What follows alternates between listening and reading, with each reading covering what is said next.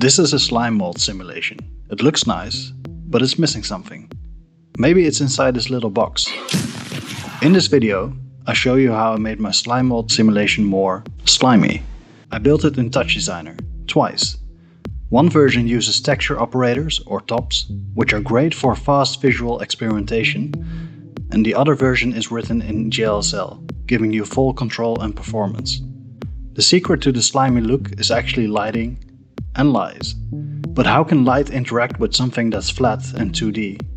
Here's where the lies come in. We start by creating a phony depth map. We do this by calculating the length of each RGB triplet. Each pixel is like a little vector of R, G and B. We take the length of that vector using the Euclidean norm. This gives us the luminance, or perceived intensity of the image. It's a single scalar that represents how bright a pixel is. Next, we calculate the gradient of this luminance. That means, for each pixel, we subtract the brightness of the pixel to the left from the pixel to the right, and the bottom from the top. Then we divide by 2 times the step size, and this gives us how brightness changes in the x and y directions. In other words, we get dx and dy. From this, we can construct a normal vector. We make a new 3D vector like this, dx, dy, and the gradient distance. Then we normalize it.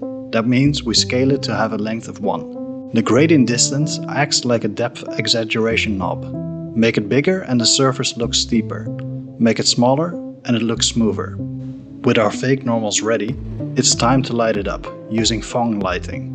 Phong lighting has 3 parts. 1. Ambient lighting, a base light added everywhere equally. Think of it as like a global glow. 2. Diffuse lighting, based on how aligned the light direction is with the surface. And 3. Specular lighting, the shiny highlight the viewer sees when their light is reflected. Diffuse lighting depends on the angle between the surface normal and the light direction. We compute it using the dot product. This tells us how much the surface is facing the light. When the surface points straight at the light, the dot product is 1. If it's at a 90-degree angle, the dot product is 0, meaning no light hits it directly. It's a way of checking how aligned the light is with the bumpiness of the surface.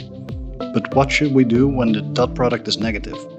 We could take the absolute value, but that would mean light hitting the surface from behind becomes visible, and we can't have that in our otherwise extremely accurate lighting model. Instead, we clamp the value between 0 and 1, or between 0.5 and 1, which gives us a kind of ambient lighting effect. Specular lighting is the thing that adds that slimy, wet, shiny feel. Here's how it works. We reflect the light direction over the surface normal, kind of like a mirror.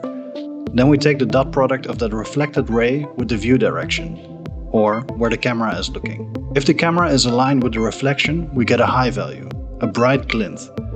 If it's not aligned, the value drops off fast. To sharpen the highlight, we raise the result to a power, called the specular exponent.